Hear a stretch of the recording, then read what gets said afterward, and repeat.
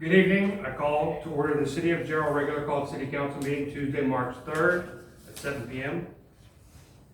First item on the agenda is the roll call. We have all members present.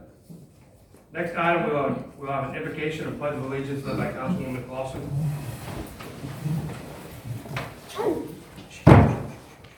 Dear Heavenly Father, we come before you this evening, giving you thanks for our opportunity to serve the citizens of Gerald.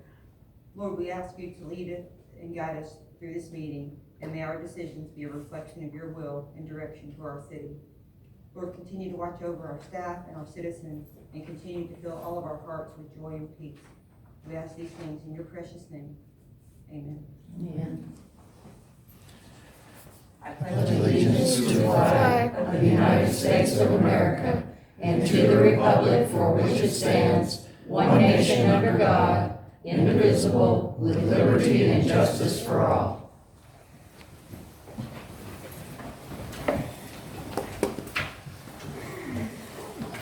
Okay, next item on the agenda is public comments. We do have one. Rusty Bryson. Of course you have one. Good evening, Mayor Pro Tem and council members. Again, I'm very grateful for the job you do. I know it's not easy making decisions. In the name and by the authority of the state of Texas, I do solemnly swear or affirm that I will faithfully execute the duties of the office of Gerald City Council, the state of Texas, and will, to the best of my ability, preserve, protect, and defend the Constitution and laws of the United States and of this state, so help me God. I know you remember the oath of office, or somewhat close to it anyway, when you took the oath when you were elected to represent the citizens of Gerald. What is not stated in the oath is the fact that you are to represent the citizens, be diligent in fiduciary matters, and handle all issues that arise in the operation of city. Before you have a decision to make concerning the city manager. You have two directions you can go. You can keep the current city manager or let him go.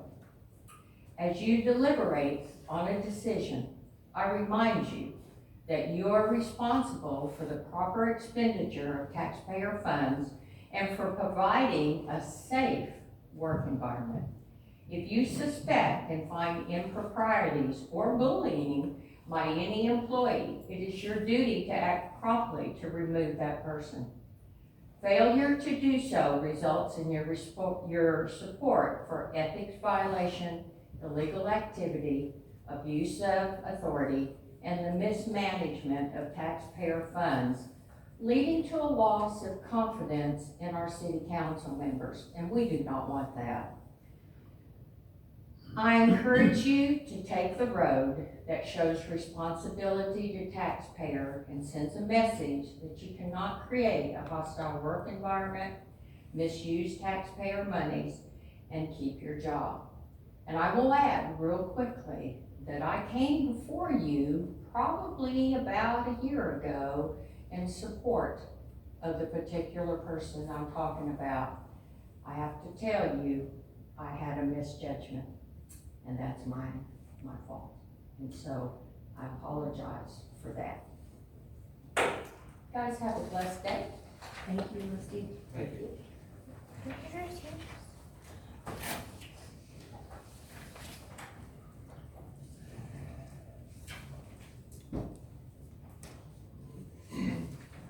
Okay, agenda item 3, consent agenda items.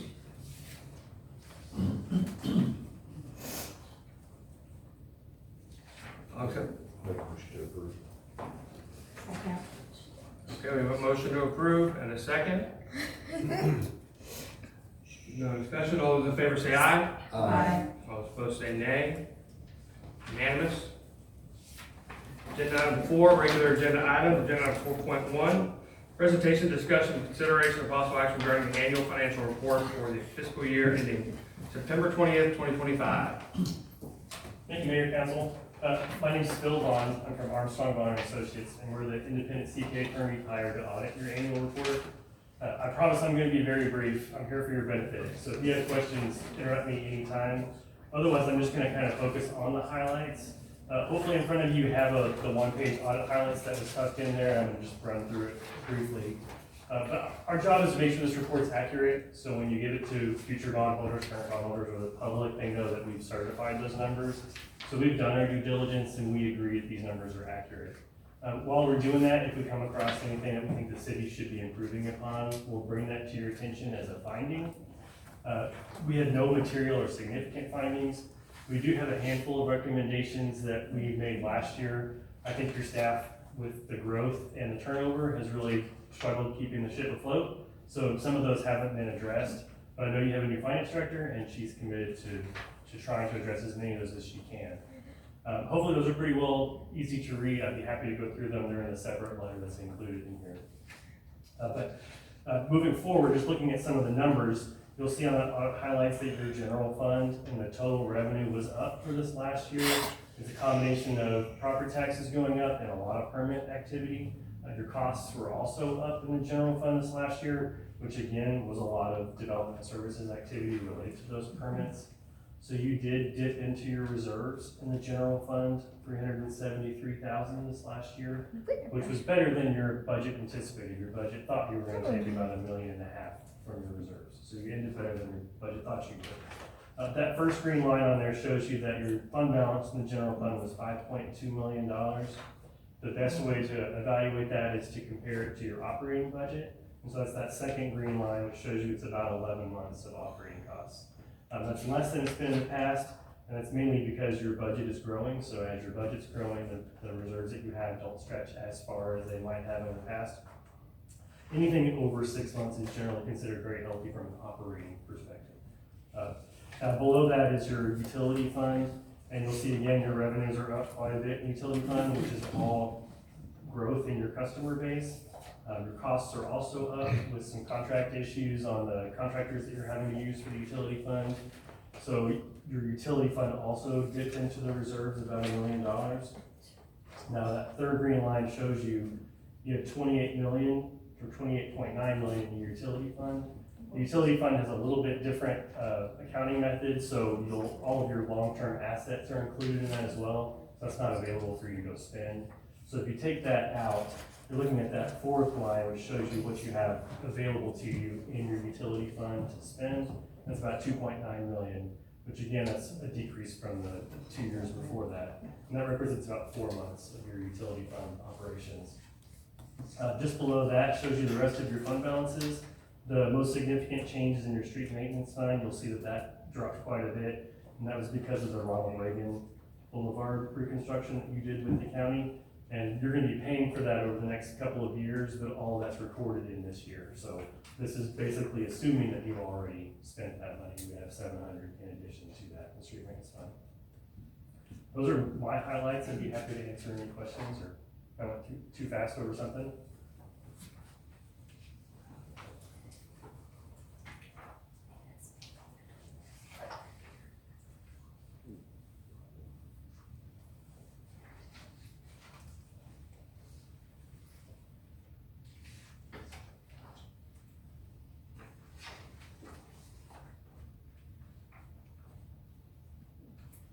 I had one quick question. On the, under the utility fund trends, under the operating expenses, we see, a little bit less than $5 million increase. You said that was due to like the contractors we're using, or? Well, a couple things.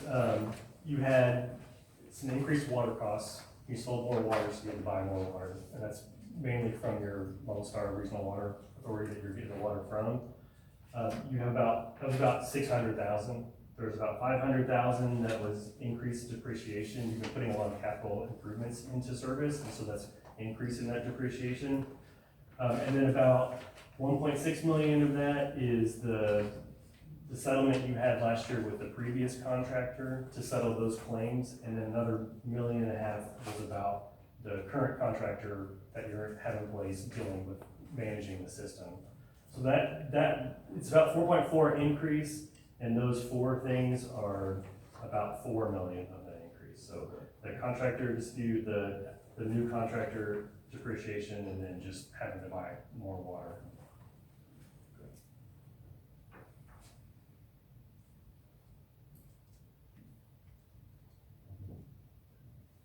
And it's important to note too, that the same thing with that contractor dispute, there's some payments that are gonna go over time, all of those hit in this year. So even though you're gonna be paying some of those, it's 100% recorded in here, so it's kind of a bad hickey for the 1 year, but it won't be that bad going forward. Okay.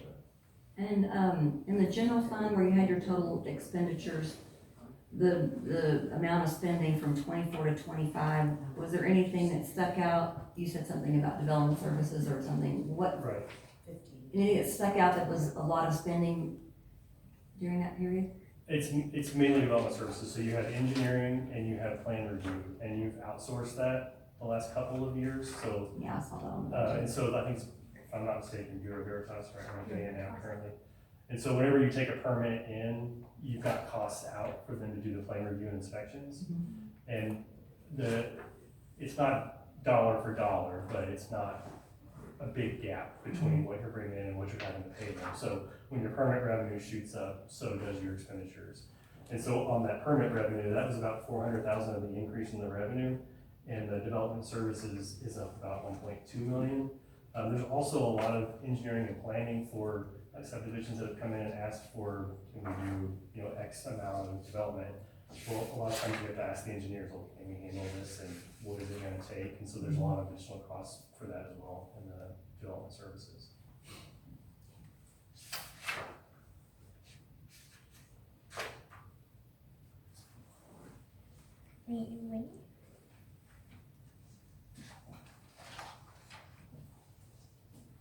Good job.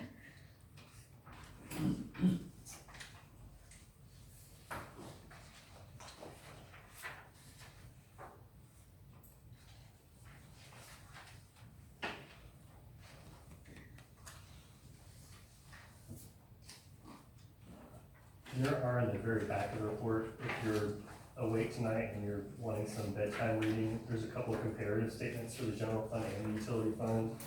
If you want to see how they compare by department, and that's on page 60 and 62. So you can kind of compare the individual lines, not as much of a summary.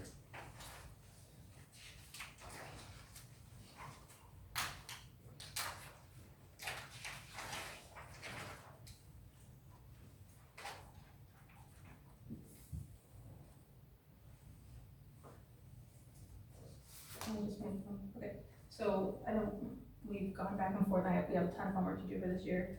The one thing that we will be looking at is those internal controls, hopefully presenting a much healthier audit for next year. But everything that is, we went back all the way from 2022 forward, and we will have a corrective plan to identify all those areas. that we can go to. So, lots of homework to do over this next year.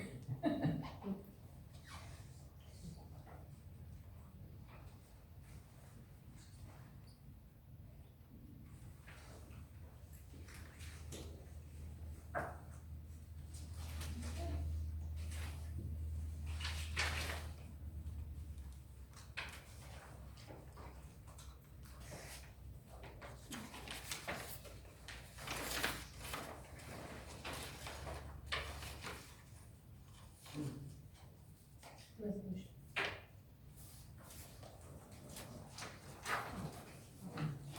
Anyone have another question?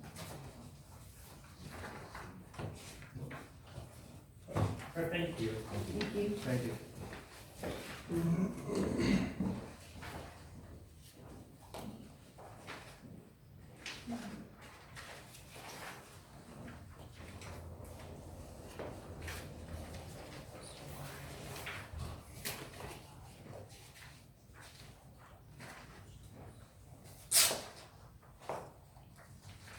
I make a motion to accept the fiscal year audit as presented. Second. We have a motion on the floor and a second. No further discussion. All those in favor say aye. Aye. Those opposed say nay. Unanimous. Moving on, agenda item 4.2, discussion, consideration of possible action with respect to ordinance number 2026-0303-01, an ordinance authorizing the issuance of the City of Gerald of Texas Combination Tax and Revenue Certificates of Obligation, Series 2026, levying an ad valorem tax and pledging certain surplus revenues in support of the certificates, approving an official statement, a paying agent, register agreement, and other agreements related to the sale and issuance of the certificates, and ordaining other matters relating to the issuance of these certificates. Good evening. Good evening, Mayor and Council. My name is Will Smith. I'm with Specialized Public Finance, and we have represented the city as financial advisor for a number of years now. And as you all know, we priced some bonds this morning for the city's water and sewer system.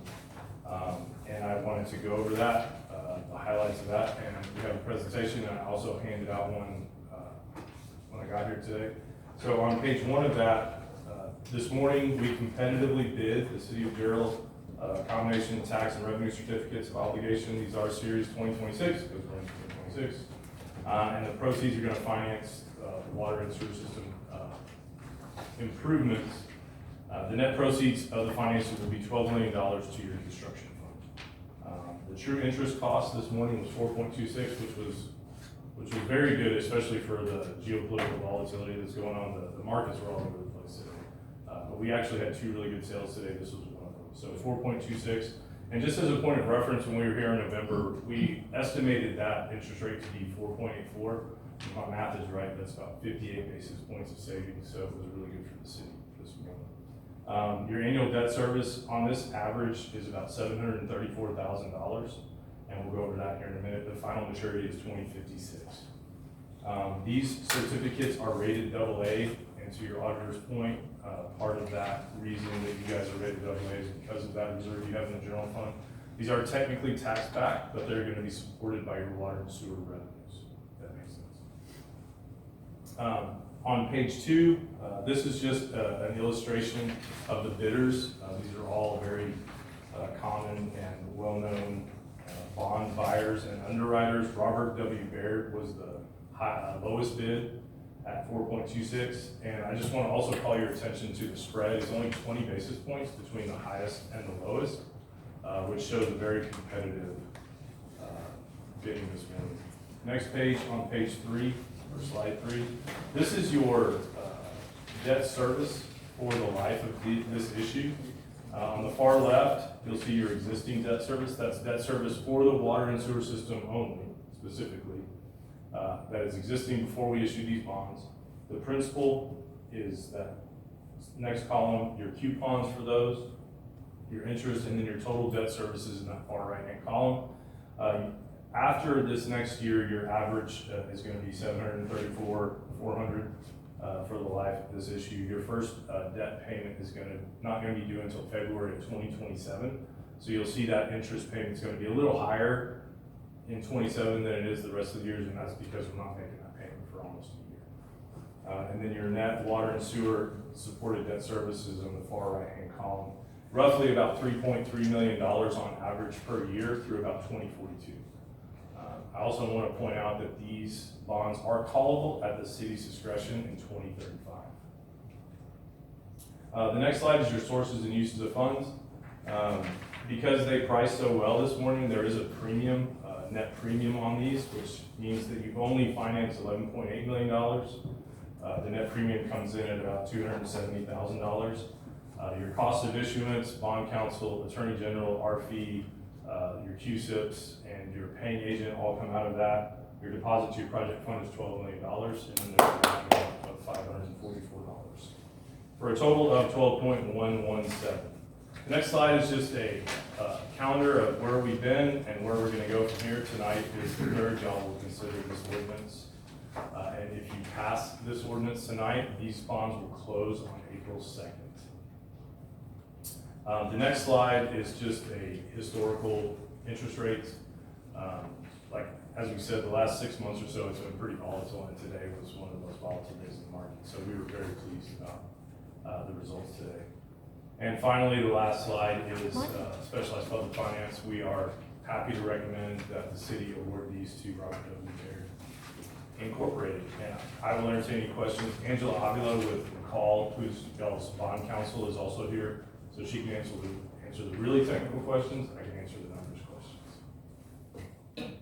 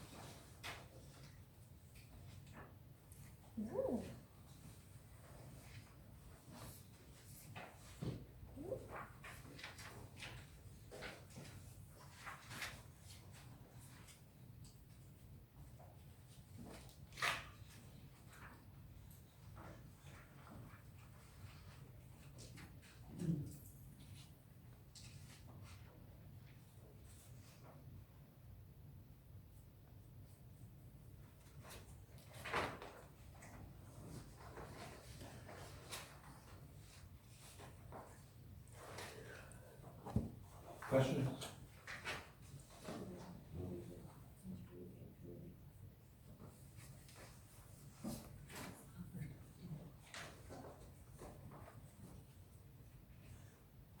So I'm kinda new to the party when it comes to this stuff. What will this, I know we need infrastructure improvements, that kind of thing. When's the next time we're gonna have to do this, or what is this gonna cover, and get us to what stage? That would be a great question for your engineer to answer as far as what's next. I know that this was part of a system improvement that, the city has actually been working on for quite some time for the water and sewer system. I am not privy to the city CIP as far as the water and sewer system is concerned. We could certainly look at that and help you guys go through that and set a plan for the future.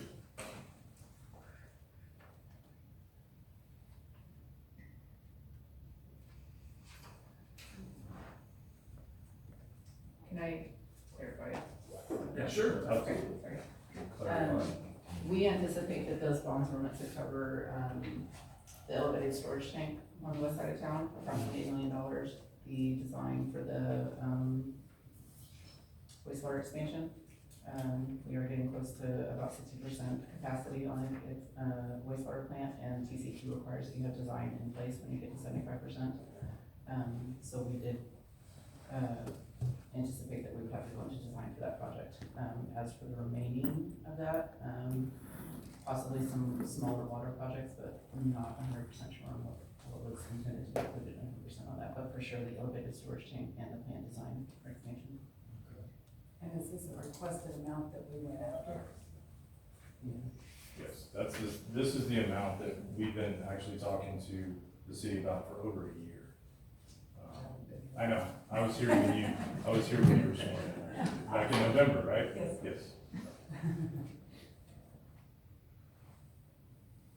Thank you.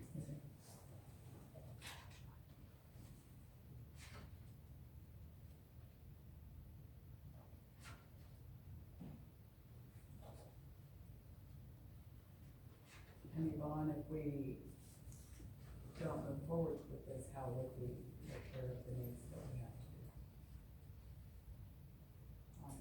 So that, So unfortunately, we've already been spending on this bond, even though it's not approved, and we've already gone into contracts for them. So if we don't move forward, and the city will have to pay some money back. Am I correct? Well, so you don't have to pass the ordinance, and I'm gonna defer to Angela on what happens after that, because that's a legal question, but, to Nida's point, you would have to pay cash for those contracts that you have entered into already. Hi, good evening, Angela Audio for the record. I live in McCall Partners in Warren. You're probably used to seeing my boss, Art Fowler, who's a couple feet taller than me.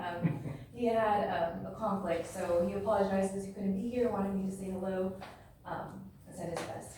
And so to answer your question, nothing happens legally that would be damaging to the city. Moving forward, if you decide to pick up this process again, we would just need to, start all over, which, for certificates of obligation would require, publishing a notice of intent, like you did back in November, and then letting that notice, be on the city's website for at least 4 to 6 days, publishing in the newspaper for 2 consecutive weeks. Also, 46 days prior to coming back to vote on potentially authorizing the ordinance to issue the certificates. So it would just delay things, essentially. So Nada, when you say we've already been spending money on these without approval, what do you mean by that? We can jump in. It's more on the project. For the, you can explain it better than I can. yes, so for the It's- elevated storage tank, that project actually already went out to bid. We received bids back last week, they were open, now we're just waiting to award the bid. For the wastewater plant design, the city manager actually entered into a contract to, authorize the plant expansion design last fall with the MRP. Also, I'm not sure if the city, used some money in advance hoping to reimburse itself with the proceeds, which is okay. But to the extent that's been done, then the city would not be able to be reimbursed from the proceeds, of course, so it would have to find other ways to reimburse itself, which would affect how you all designate your money at some point. Anywhere else. Well, we did run the budget Friday. We need to do a little more digging on what was properly budgeted for, and be able to provide an answer. As of right now, all the invoices that we're getting in for this project, they're already invoicing us. So those we do have to pay for. If this does not move forward, then it's gonna come out of pocket.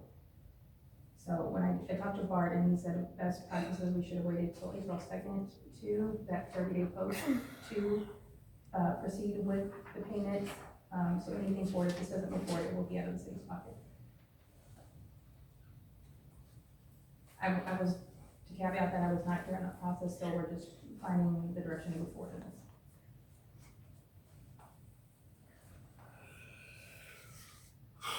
Sewer plant's at 60% already? Yes, sir. That's what, that's no discussion right there, we're gonna have to expand that. Yeah, TCQ requires design to be in place at 75% and construction to be in place at 90%. And the elevated storage tank is for the line we're building for the, with the ARPA grants. Yes, All right, yes. yeah. So,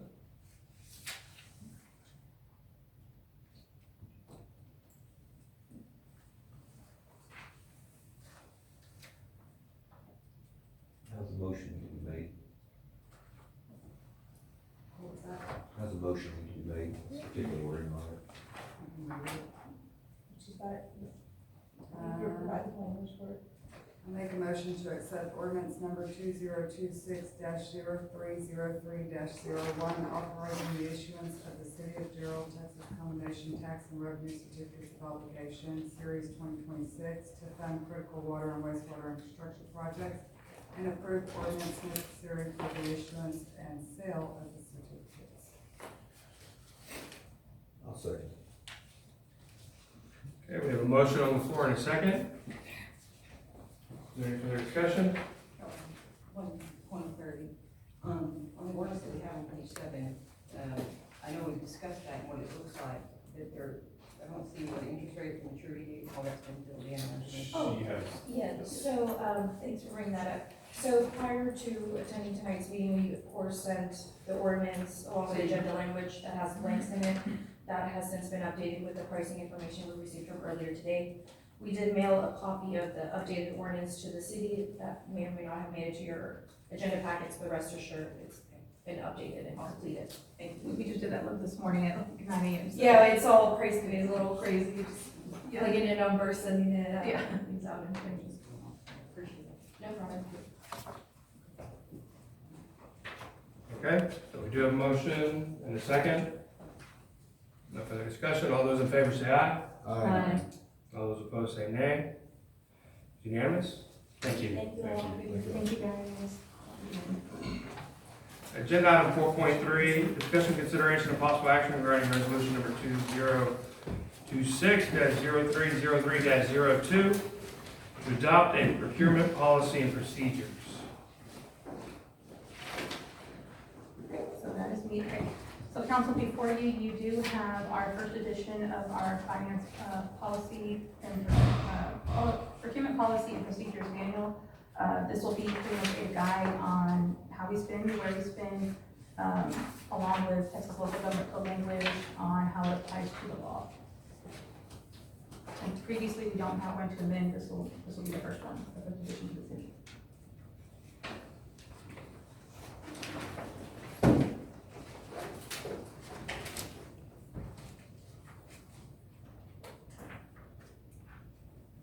And for sure, we don't have a current procurement manual, nowhere's. We don't have one currently, so this one it's gonna be boots on ground, on the ground moving it forward. So, It's gonna be a living, working document, as the laws do change, as the city does grow and change. This document can be amended, updated, very comparable to our, administrative policies. However, this will be, as I say, our new Bible to move forward on the rules that we should be following. It's got an index, a chapter, it will, give guidance in there as well too. As it's amended and updated, does it have to come back with city council for approval each time? Absolutely. So as laws are gonna change, within every year or 2 years, so when we do bring those back, or if the city grows, we'll have to make sure that those safeguards, those internal controls are calculated and documented properly to move forward. Has our attorney looked over it, make sure? Yep. Nope. I have not reviewed that. So it was Allison Colston. Yeah, she's from Art's office. Allison? Oh, she's in our fiscal office, okay. Yes. She was the DA, and she came from the city, so she was the one that worked on this start to finish. Well, thank you for making this, Nada. Yeah, thank you. I guess I can sleep now. Relying on, There's a lot of work that went into it. oh, absolutely. Yeah. Relying on common sense hasn't really gotten us anywhere. So this is really good to have it in black and white. Yeah, the one thing that I did try to identify something by the chapter, the scope, the purpose, the criteria, why we follow it, so any common reader should be able to go in and find the language, and then also find how the law does apply to municipalities as well too. So that was one question I did get asked, why was it written that way? Because there's a chapter, here's policy, procedure, why do you do it? So, Yeah.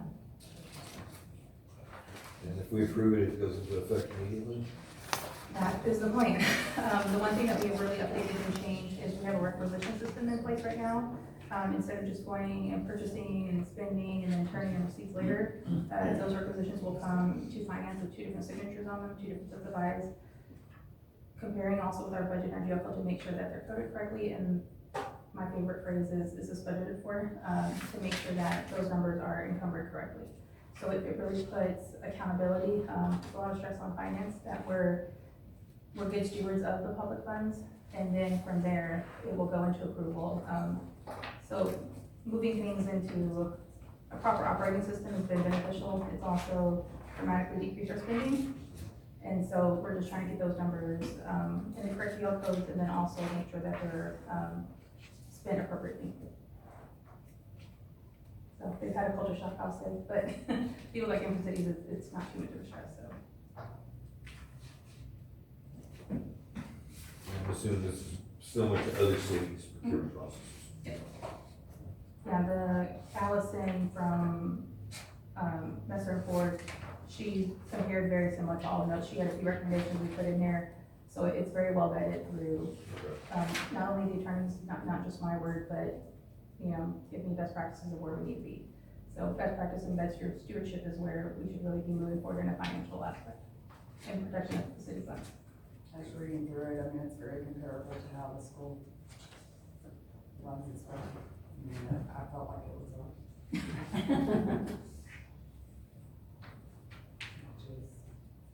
Well, it's- sense as well. It was similar to what I had to do in the county, so. Oh, okay, yeah, I was gonna say that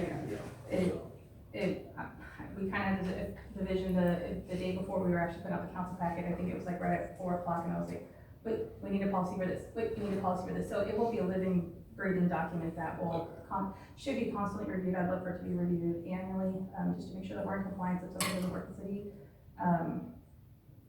Make it make sense. So that way, we're also using our funds appropriately, and they're allocated also appropriately. So it's got everything from the surplus, if you look at the back, how do I get rid of this pen? Do I just take it home, or is it adding, do I check it? Not necessarily pen, but it will have from not only receiving items, how we're spending things, and then how they're discarded as well. Perfect. Excellent. Thank you for the work. Well, I'll make a motion to approve resolution number 2026-0303-02, to adopt the procurement policy and procedures as presented. Second. Okay, we have a motion on the floor and a second. There's no further discussion. All those in favor say aye. Aye. All those opposed say nay. Unanimous. Agenda item 4.4, discussion, consideration, and possible action on the utility service agreement for the Cactus Road development as described in more detail in the utility service agreement. Just give me a second. I'll get up there, sorry.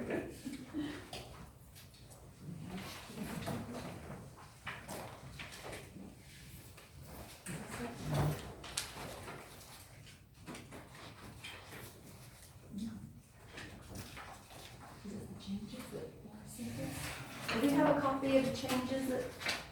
We have a did copy print here them out tonight? since we emailed them to you. I need a copy. Okay. I didn't print it out at work.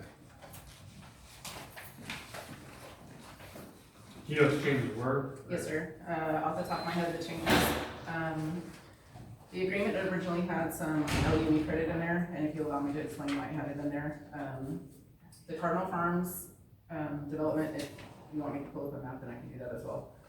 We have a development, Cardinal Farms, that we just did a development agreement with at the last city council meeting. They have some LUE credits on their agreement because they were doing some, regional, water upgrades outside of what was required for their specific development. And in their original agreement, they were, granted LUE credit for those, regional water improvements. The Cactus Rose is asking that if they construct those water lines prior to Cardinal Farms timing, that they also are granted those same LUE credits, in case Cardinal Farms doesn't get the infrastructure in time for, Cactus Rose to continue developing. So Cactus Rose is the, data center on 305 on the east side of town, like the north side of town, near 35. And that's really the major changes, that they were just asking for that language we put back in there, that if they construct this water line and before Cardinal Farms can, that they get those LUE credits against their infrastructure costs.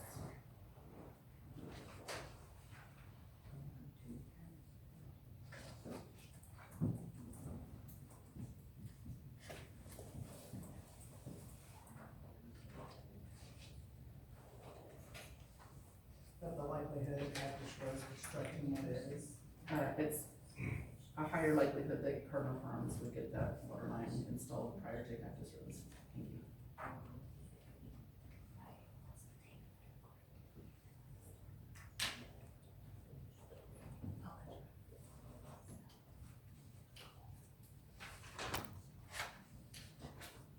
Well, and I noticed in this agreement, they still have the wording of either or a development of homes or a data center.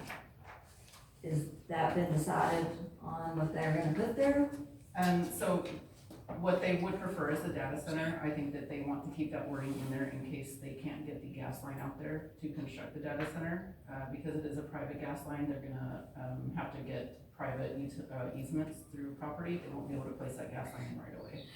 So that's gonna be something that they're gonna have to work through with landowners along their gas line route. So in case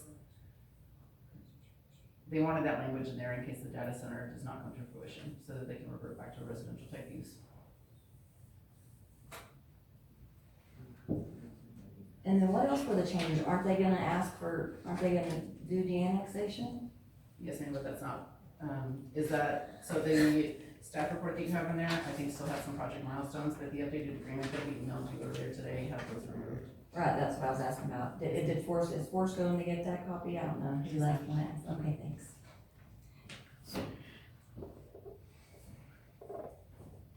Well, so if they request de-annexation, then we really don't have a say in what they put there. Is that correct or no? Mhm.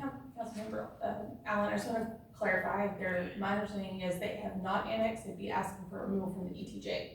So those Oh, are yes, two that's separate the language. processes, just want to make sure Sorry. we're clear, You're right. they're not in city limits. That's why I right needed now. that paper in front of me. So I just wanted to clarify to make sure that everybody's on the same page. Okay, so if they're removed from the ETJ, then they can just build whatever they want? Basically, yes, they would be subject to any county regulations.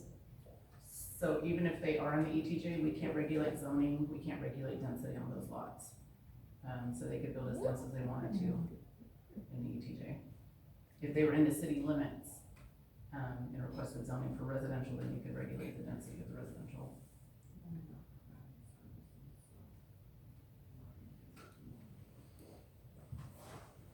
But they can build a data center if they want. If they're, yes ma'am. Outside of ETJ and outside of city limits, we have no regulation on what they can construct.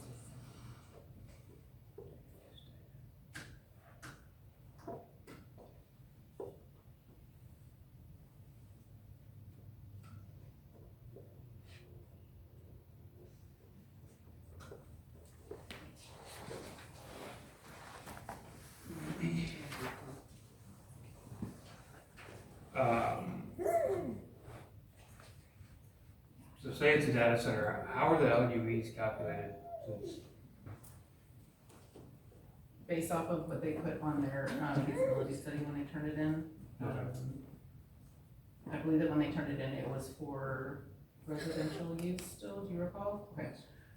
So it's for residential use, and then when we did the zoning for the first site last fall, and then they approached the city for the second site, and didn't get a favorable response, then they, started conversations about removing from the ETJ, but asked to still utilize those LUEs, based off of that feasibility study that they completed.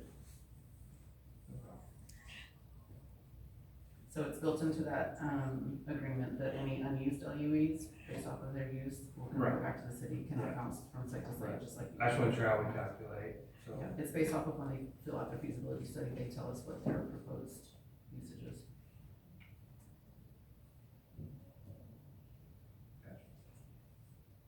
And how do we just trust what they're telling us that they're gonna use, or how do we calculate that? So after it the goes in fact? front of, KPA Engineering, Okay. they complete the feasibility study portion of it for us. And then, once that's done, and we usually have a couple conversations with the developer, then we go into the agreement portion of it, and then it goes in front of Christina for review. And then, once that's complete, then it comes to you for consideration.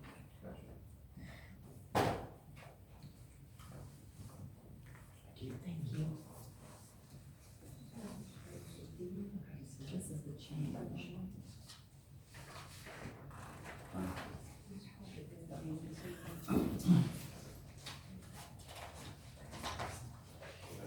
And where are the changes in this copy? So that's not the revised version, that's the final version. Oh, this is, That's with the changes accepted. okay. In what section are those changes? There were sections 7.03, A and B. 7.03? Okay.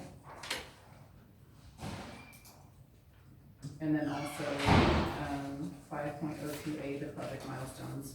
Yeah. Two. Here.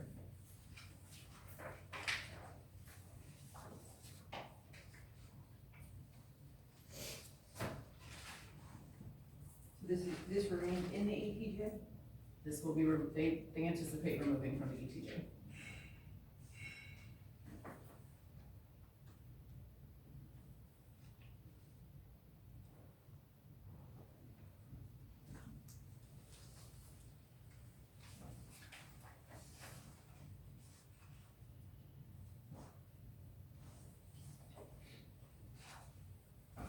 So what does that look like if they do that? We have no regulation on plating, no regulation, that's really the only regulation that we would have in the ETJ is plating and signage. So if they remove from the ETJ, then we have no regulation on plats, or signage for the development. Are we obligated to serve? Yes, ma'am, that's completely different This than. is CCN? Yes, ma'am, they are in our water CCN, they are not in our wastewater CCN, so they do anticipate putting a septic system on. Yes, ma'am.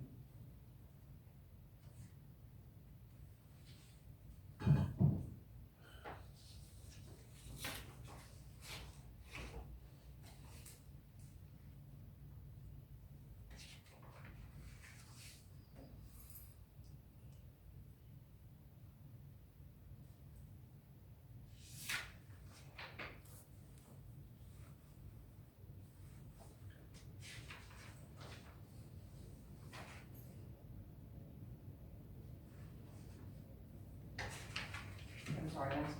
Again, so you, this is currently in the ETJ, Yes, ma'am. and they're looking to remove from ETJ, Yes, ma'am. so then what is it supposed to be?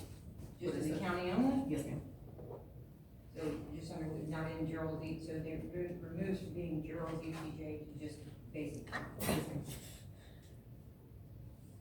Any mention of pursuing annexation in the future, or? No, they don't, we're not confident that they would be approved for the zoning that they were requesting for this site, Which is, industrial for the data center.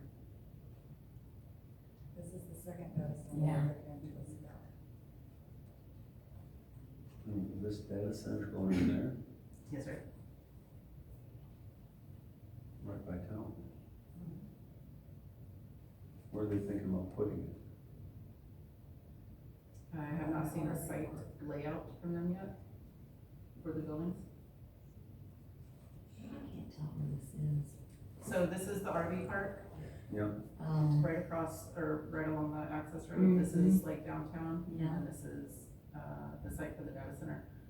This is Canyon Ranch / Colson Ranch, depending on what their signage says, and then this is County Road 305.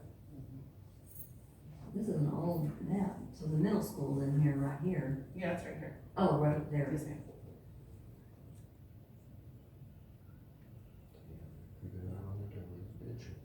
I think it's probably 2025 aerials, it's not too Yeah. old. Okay. I just didn't see the school. Oh, I'm sorry, okay.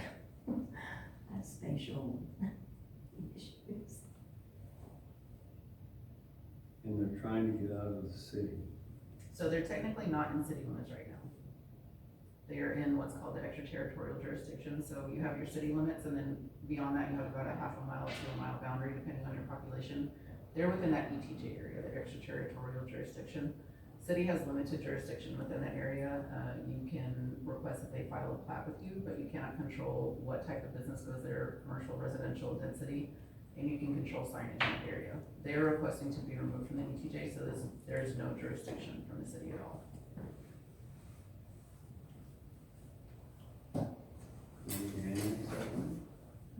No, so state changed annexation laws about 4 or 5 years ago.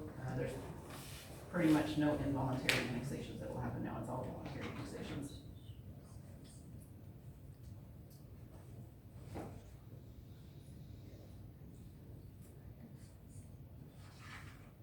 So what So- options do we have? I'm Right. hearing none. They're gonna de-annex, and we're gonna, Service and water. that's the Screamers one? Yes, sir. Yes, sir, yes, because the CCN jurisdiction is separate and apart from your Yeah. city limits, so. I have no interest in that. Asking for zoning for annexation. They met with city council last fall, and,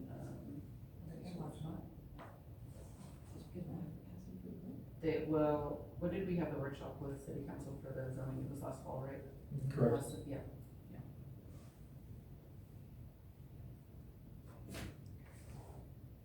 So they're trying to get out, and are we wanting them in? So should we fight that to keep them, or? If you have a petition that's owned by 50%, or that's signed by 50% of the property owners, then you pretty much cannot refuse an ETJ. If what? If there's a petition by the property owners that's signed by 50% of the property owners requesting removal from the ETJ, there's pretty much no, So allowance for the city to deny that request. they have to get 50%? So it's one property owner. Oh, Yeah, so it's that one, like, 150 acres right there that's on the screen, one property owner. So me as this one property owner could say. which one's the, The one that's highlighted in green. oh, I thought that's where they were putting it. That's where they're putting it at, and that's the property. Yes, sir. So they got it. So the state has taken a lot of city power away in terms of annexations, ETJs, stuff like that within the past 6 years. So they can request to be removed from the ETJ, and that's actually a fairly recent one within the past 4 years. Request to be removed from ETJ or city limits. And then they could build as many houses as they want if they want the houses. So Yes, even if they stayed in the ETJ, we can't regulate density. We can't tell them how small or how big those lots can be. Well, for But the these people right here have nothing to do with it, even though they're right beside it. Which ones? People right here, they have nothing to say about it, even though they're right beside it. Yeah, they were moved from, they're not in city limits. So if they're not in city limits, then we have no zoning regulation on them. Oh, none of those people are saying. No, the, This is not in the city limits. They Yeah, are, but, yeah, they're in the city limits, but I thought and they're not. they don't have any say That's in correct. what's going on there. mhm. For the 450 LUEs that they're asking for, if they were in the city limits, how many houses would we actually allow on that property? Would it be in that 450 or would it be less than? If you have that number, it would probably be like an SF2, so about 6,500 square foot. Yeah, it's I mean, I'm not sure if we 65. have the water to guarantee them. Right. I don't know if we have the water to guarantee them. They're calculated within, like, we work with KPA to make sure that that's within the It'd be about 65 to 7,200 square I'm feet. not sure. Mm, 65. The lot size? Do that's you know for sure. about how many? I mean, we're requesting. I mean, you can equate a single family house to one LUE, so that 450 would be where we're at. No, the question is, if this was in city limits falling under our zoning, how many houses would be allowed on there Is versus that 450 lots about the SF2 zoning? It's close, it's a little bit more, It's a little bit more, the Yes. 450. yes. If you break it down by density, you can't get that density there for 450. Over 150 acres. And so what if we didn't have enough water? I mean, they'll be in our CCN, so we have to provide water. What if we don't have enough water? If you Because don't have, we've told other developments that we don't have the water, and they've been trying to get in for years, and we tell them they don't have the water. And now did we tell the other ones that we didn't have water infrastructure or water capacity? Because those are two different Capacity. things. We told them we didn't have capacity? I've been told, yes. Okay.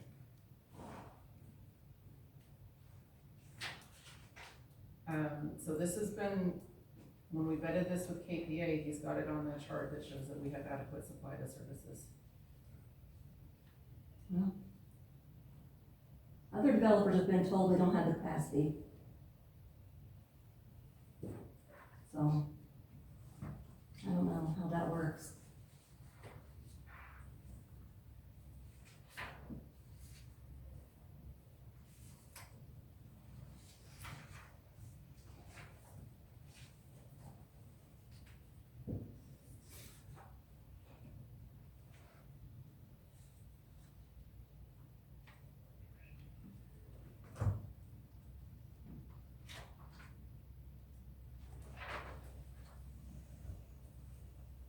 So what do we, I mean, what are we expected to do here? Well, here's another thing, I mean, we were just told that 450 LUEs is greater than the number of houses that we would allow on that property, so why can't we allow the number of LUEs that we would normally approve? Why can't we allow the number of LUs that would be If approved? if it was in city limits and we approved 350 homes, that's 350 LUEs. I mean, So they I know what they want, but sometimes it's a little give and take. Yeah, so they usually ask for a feasibility study before they come into any zoning type to make sure that there is water.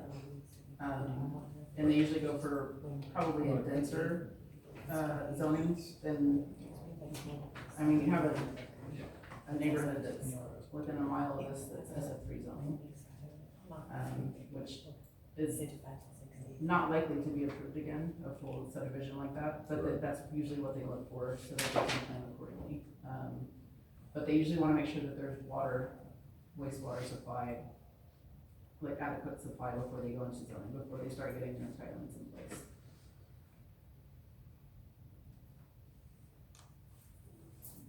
It's another phrase, if the property only can hold 300, I'm just grabbing a number, 350 homes, if it was under our control and we plat it or whatever, Yeah, if it was. then why couldn't we do the agreement for that amount? This is the 450 that they're wanting. I think we need to look at all options. If they're gonna de-annex and not be a part of the city, I think we need to explore everything. So do we need to table this? I'll move the table. So I think All right, we have a motion on the floor to table agenda item 4.4. Further discussion? No further discussion? All right, all those in favor say aye. Aye. All those opposed say nay. Unanimous. All right, moving on, agenda item 4.5, discussion, consideration, of possible action regarding a 20-foot wide electric utility easement and covenant to access to Bartlett Electric Co-op, consisting of 0.09 acres located within the Wilson A. Jenkins Survey, abstract number 345, in Williams County, being that certain 1.351 acre tract of land recorded in document number 2025093517. You can see on the screen before you the property that the city purchased last fall from the Valenta family. This is for the ground storage tank and pump station in conjunction with the Argo water line. Bartlett Electric needs an easement through this property in order to install electric infrastructure to power that equipment. 20-foot electric easement supports permanent electrical service for the future pump station and required for the completion of the Lone Star Rural Water Authority Argo water line project. Again, stuff that we just discussed. Necessary for permanent utility service, ensures the installation, operation, and maintenance of electrical infrastructure. Critical for timely construction, staging, and engineering of the pump station. 20 feet, total acres, 0.9.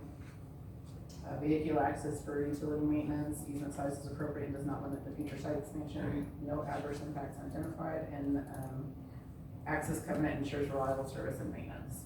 And then here is a copy of the easement. This is FM 1105, and then I believe the pump station is back here in this corner, and the electric easement is proposed to be right here.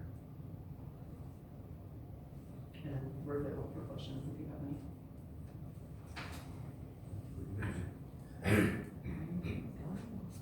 Well, I'll make a motion to approve the electric utility and access easement. Second. Okay, we have a motion on the floor in a second. No further discussion. All those in favor say aye. Aye. All those opposed say nay. Unanimous? For those items in the future, do you want to see those presented, or do you want those on consent agenda? If it's a granting an easement, would you still prefer to see them on? I think we, on something like that where it's involved in our property, let's have a presentation, so we talk about it.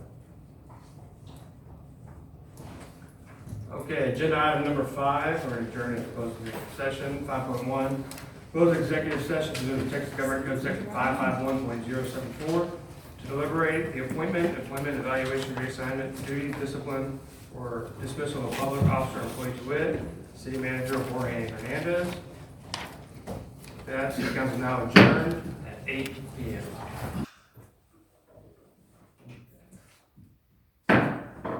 General City Council is now back in session at 8:39 p.m.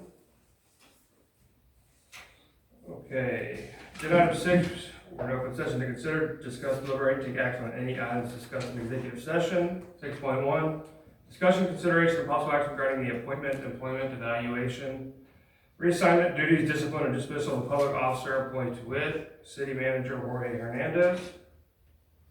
This time we had no action.